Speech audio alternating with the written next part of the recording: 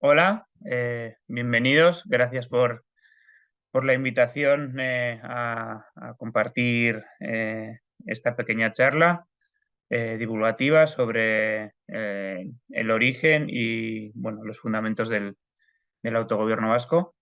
Me llamo Xavier Unanue. Actualmente trabajo en Gobierno Vasco con varios cargos: director de Desarrollo Legislativo, vicepresidente de Comisión Jurídica Asesora. Soy abogado de formación y bueno, pues, un enamorado del País Vasco y de su historia y su cultura y su autogobierno. Hablo desde ahora mismo desde Vitoria y bueno, quiero compartir esto con vosotros. Vale, la charla, bueno, consta de varias partes. No sé si se van a entregar todas a la vez o no. Vamos a empezar, antes de entrar en explicar el funcionamiento del autogobierno vasco y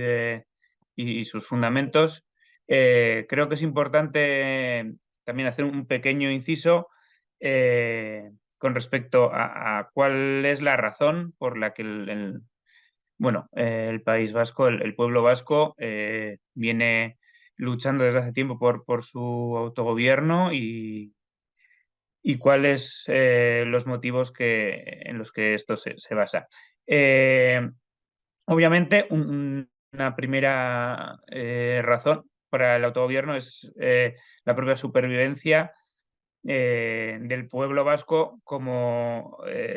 pueblo con su propia identidad, su lengua y su cultura. Si no hubiéramos tenido autogobierno, si nos hubiéramos gobernado nosotros, pues no tendríamos ahora mismo una universidad vasca que desarrolla estudios de toda clase e investigación de toda clase en castellano y en euskera y en otros idiomas. Ahora también ha entrado el inglés y bueno, estamos en relación con universidades de la parte francesa y aquitana y bueno, tampoco tendríamos probablemente una educación pública en la que los niños y niñas del País Vasco puedan aprender en euskera. Eh, Tampoco seguramente tendríamos instituciones públicas y administrativas y de gobierno en las que el euskera fuera idioma oficial. Digo que probablemente no, probablemente sí, pero el hecho cierto es que cuando no ha tenido autogobierno, el País Vasco no ha tenido estas instituciones, estas construcciones que han defendido la identidad y la lengua vasca. Todas han venido siempre desde nuestra propia administración, desde nuestro propio gobierno, desde nuestras propias instituciones y es, por lo tanto, lo que ha garantizado la supervivencia. Pero además, y esto creo que es importante decirlo de cara a las nuevas generaciones que no vivieron eh, la dictadura, que no han vivido en un País Vasco sin autogobierno. El autogobierno también tiene otros beneficios y esta es la primera diapositiva que estaba metiendo, porque somos conscientes de que no se aprecia, quien no ha conocido lo anterior no conoce la diferencia con lo actual. Y lo actual es que el autogobierno tiene beneficios también desde el plano económico y de calidad de vida. Aquí tengo estoy enseñando en la pantalla una estadística que elabora Eustat, que es el Instituto Vasco de Estadística, en la que el País Vasco se sitúa como 10º país, si consideramos comparándose con el resto de estados de la Unión Europea, 10º país de la Unión Europea por PIB per cápita, con mayor PIB per cápita. Y esto es ahora en 2023, que hace unos años incluso estaría por encima, porque bueno, la crisis y el COVID nos pegaron fuerte aquí, pero estamos pues justo detrás de Finlandia, por encima de Francia o de Italia, por supuesto, bastante por encima de lo que es la media española en cuanto a PIB per cápita. Y aquí en la derecha traslado pues una campaña que está ahora mismo elaborando bueno, llevando a cabo el gobierno vasco para concienciar a las nuevas generaciones de este tipo de beneficios que tiene el autogobierno. Se llama What the Basque y bueno, son una serie de vídeos que se pueden buscar en YouTube o en la página de gobierno vasco que vienen a hacer ver esos otros beneficios, esas consecuencias del autogobierno y de la mejora que son desconocidas y que son fruto del el poder gobernarnos, el poder adaptar las leyes a nuestras circunstancias, el poder adaptar las políticas públicas y económicas a las necesidades de nuestras empresas, de nuestros ciudadanos, de nuestras necesidades que nos llevan a que, por ejemplo, el País Vasco, y esto son estadísticas que maneja ONU y que maneja la Organización de Naciones Unidas y otro tipo de organismos, el País Vasco sería el 14º país del mundo en calidad de vida. Sería el 10º país de Europa, por ejemplo, con menor desigualdad. Y también esto ha ido empeorando en los últimos años y antes estaríamos más arriba en el ranking. Es la primera comunidad autónoma en gasto sanitario. Aquí la salud es gratuita y universal para todos los ciudadanos. Gratuita, obviamente se paga con los impuestos, no es que sea gratis, pero quiero decir, no hay que pagar individualmente. Es también la comunidad autónoma con menor tasa de abandono escolar y con mayor nivel de estudios. Bueno, todos estos beneficios digo que son consecuencia del autogobierno, primero porque son consecuencia de políticas públicas que se elaboran desde el País Vasco y para el País Vasco, y también, bueno, y ahora voy a pasar a la siguiente diapositiva.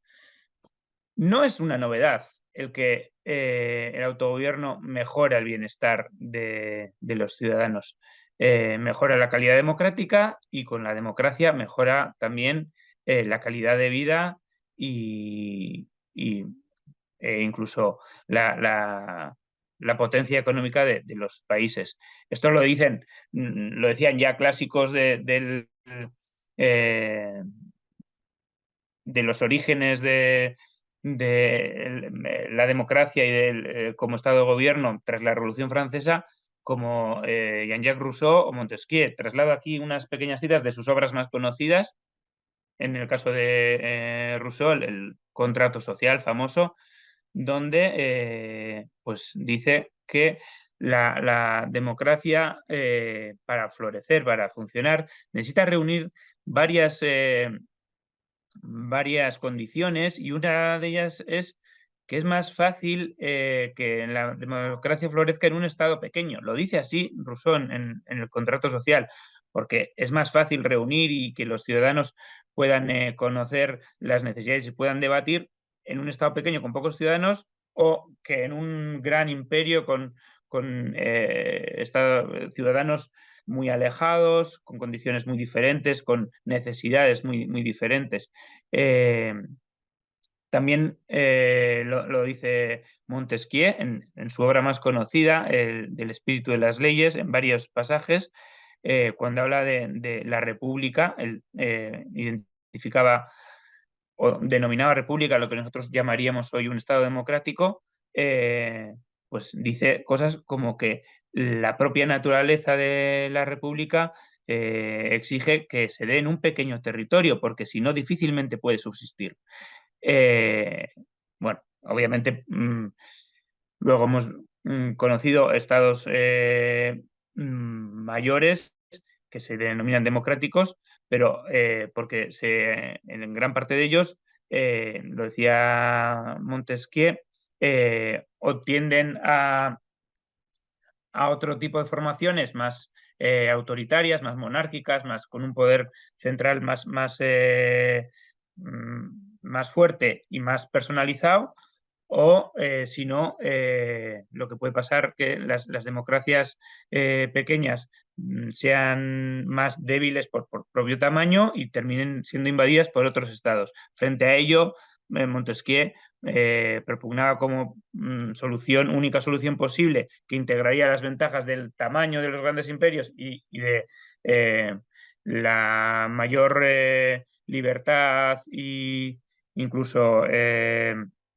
agilidad a la hora de modificar sus propias leyes y sus propias condiciones económicas y de vida que tienen los estados pequeños democráticos,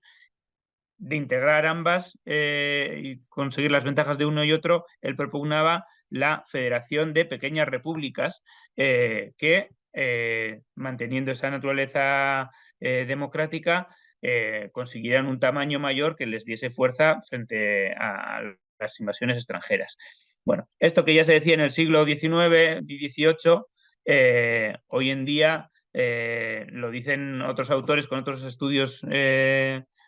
desde otras perspectivas. Voy a traer solamente dos citas, una de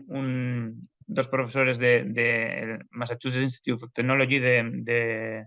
Boston, que se llaman Alesina y Alberto Alesina y, perdón, Enrico Spolare, siempre lo llamo Spolare, en una obra que se llama El tamaño de las naciones, que vienen a estudiar históricamente qué es lo que determina el que en un momento dado un estado sea más grande o más pequeño. Bueno, y analizan las ventajas que tiene los estados pequeños a la hora de facilitar servicios a sus ciudadanos de una manera democrática que sea más adaptada o más ajustada a sus preferencias. Obviamente es más fácil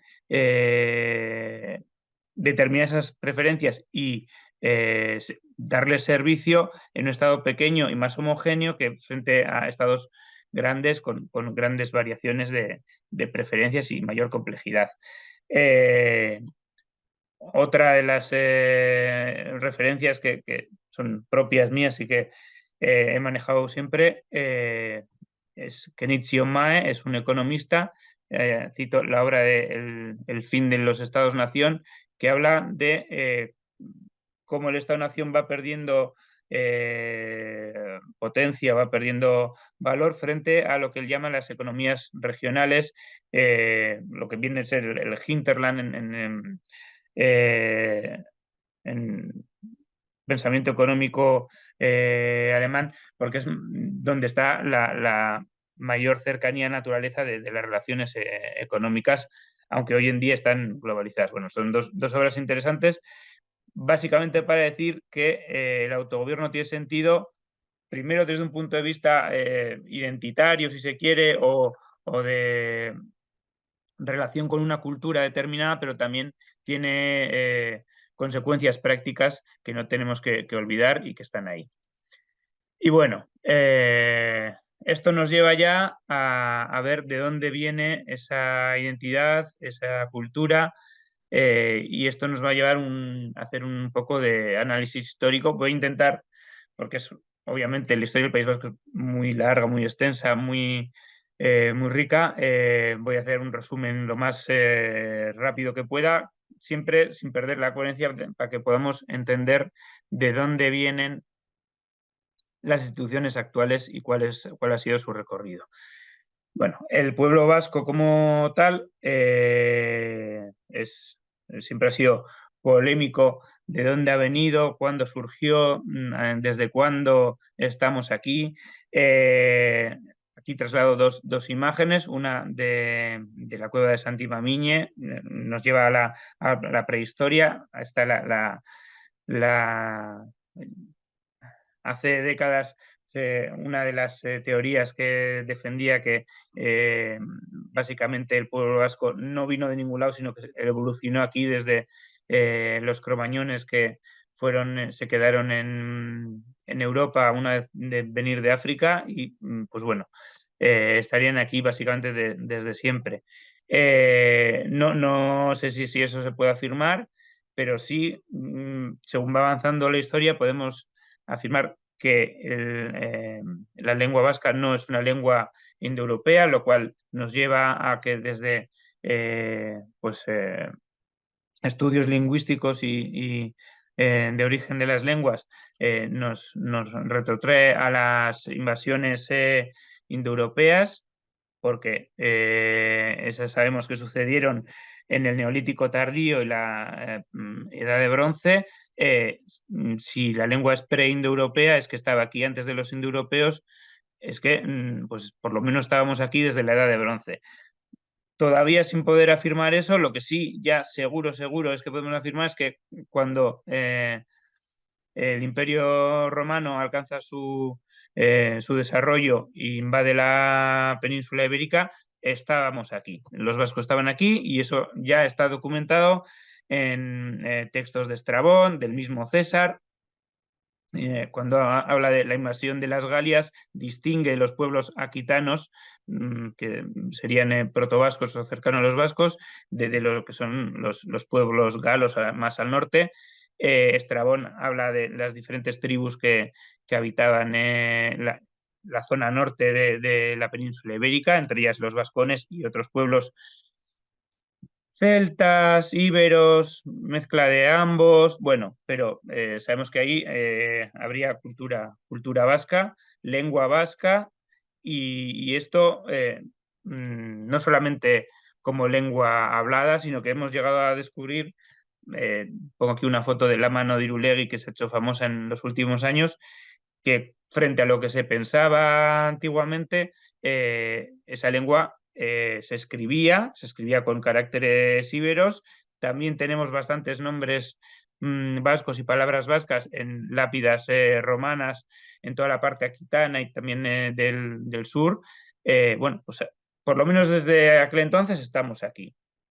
Y eso nos lleva a el principio de la historia de los vascos como tales. Los vascos dentro del Imperio Romano, y con la caída del Imperio Romano y las invasiones bárbaras, pues sabemos que esos pueblos que estaban dentro del Imperio Romano, muchos de ellos con milicias indígenas o milicias que el Imperio Romano usaba para defenderse a sí mismo, organizadas, cuando pierden sus jefes y sus oficiales romanos, muchos de ellos pues, se defienden también de los bárbaros y luchan contra los bárbaros que vienen del norte, de Germania, los bárbaros visigodos, los bárbaros francos, que forman sus propios reinos en lo que antes era el Imperio Romano. Y lo mismo que esos bárbaros forman sus reinos, pues algunos de los indígenas o las tribus y pueblos que vivían bajo el imperio también forman sus propios reinos, sus propias organizaciones políticas, y es lo que nos lleva, en este caso, a el nacimiento del reino de Pamplona, el reino de Navarra, con la dinastía Íñiga, tras la batalla de Orreaga frente a en este caso, los francos comandados por Carlomagno. Ese sería el inicio de las instituciones públicas o instituciones de gobierno ya propiamente vascas.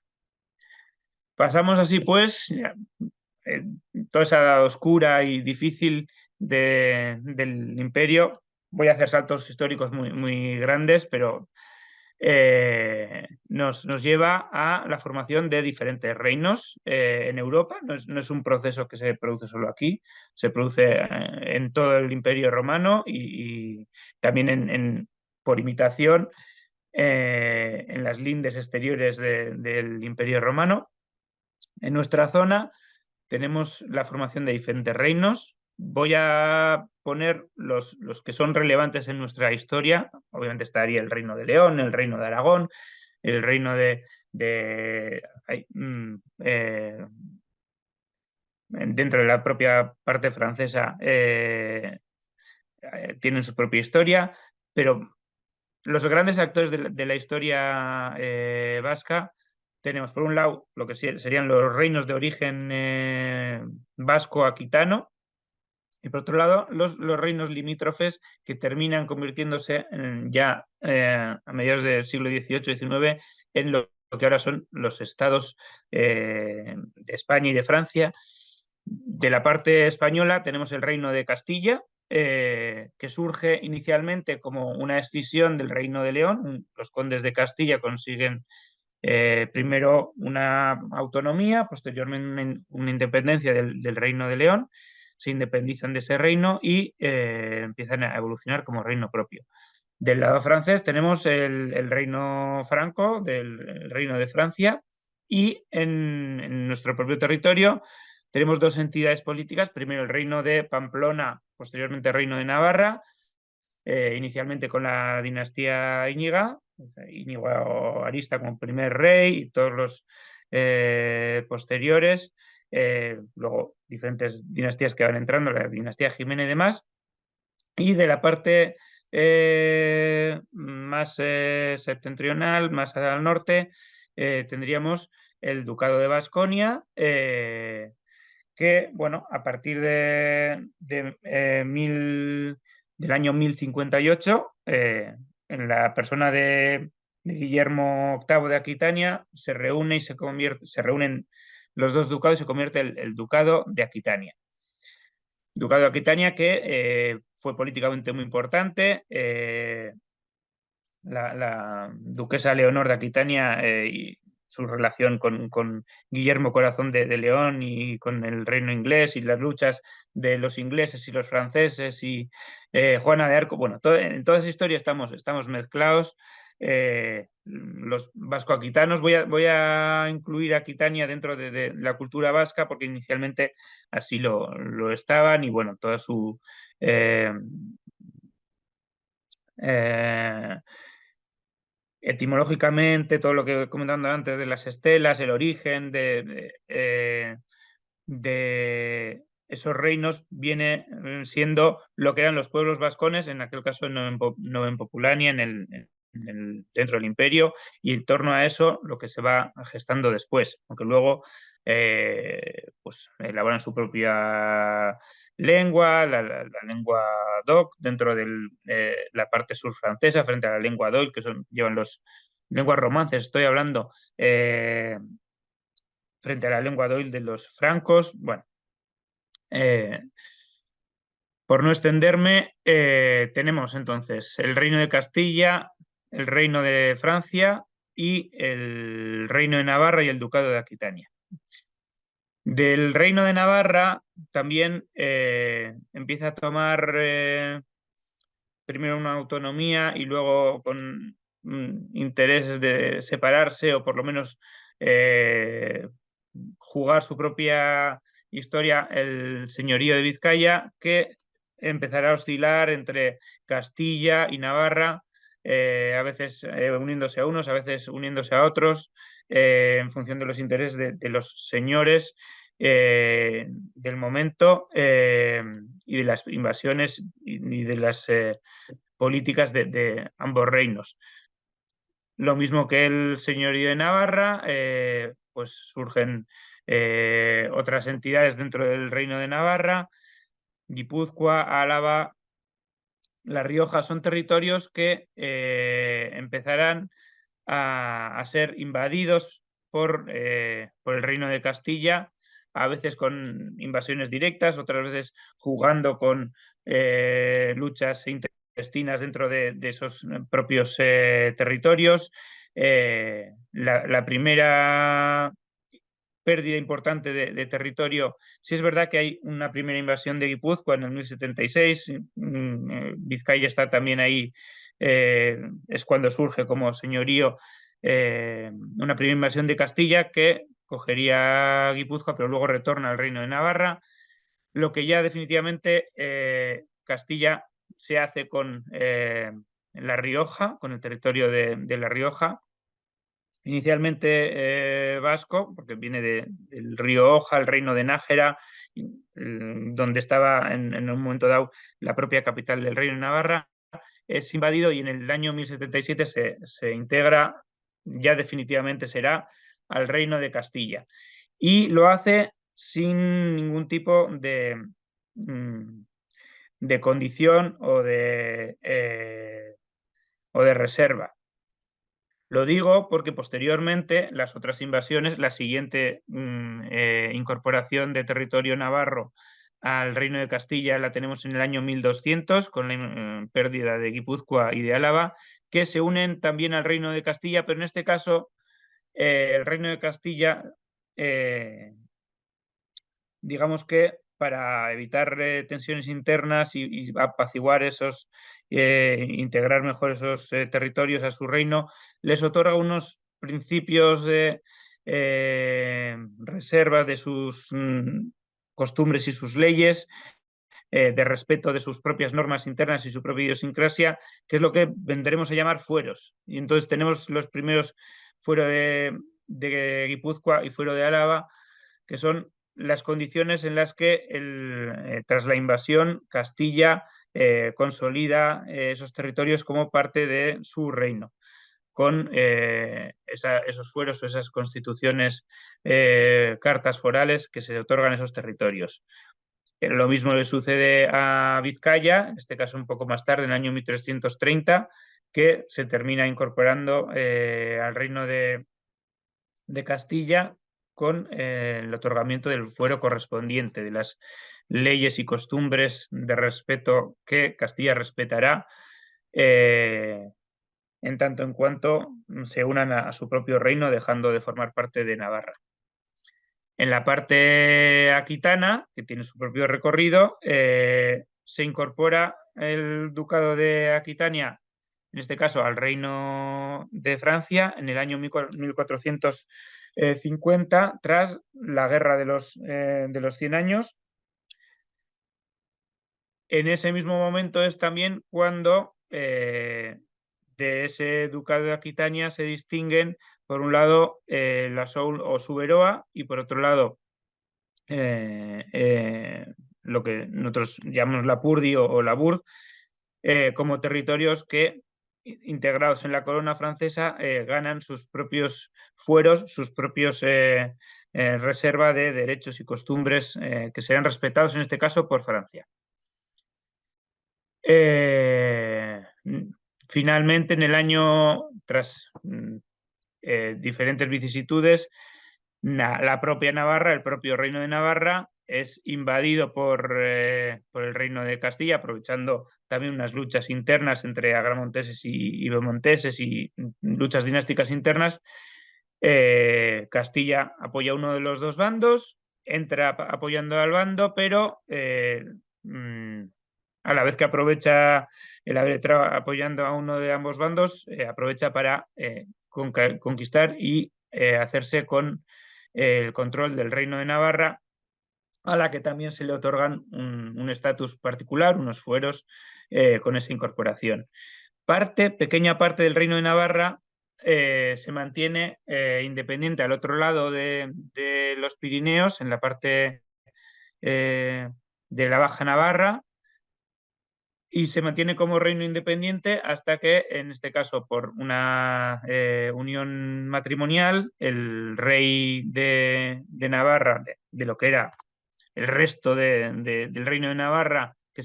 permaneció a esa parte de los Pirineos, se casa, en este caso, con una princesa del reino de Francia, con Margot, y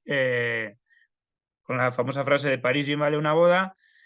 se convierte en rey de Francia y se une así el título de rey de Navarra al de rey de Francia.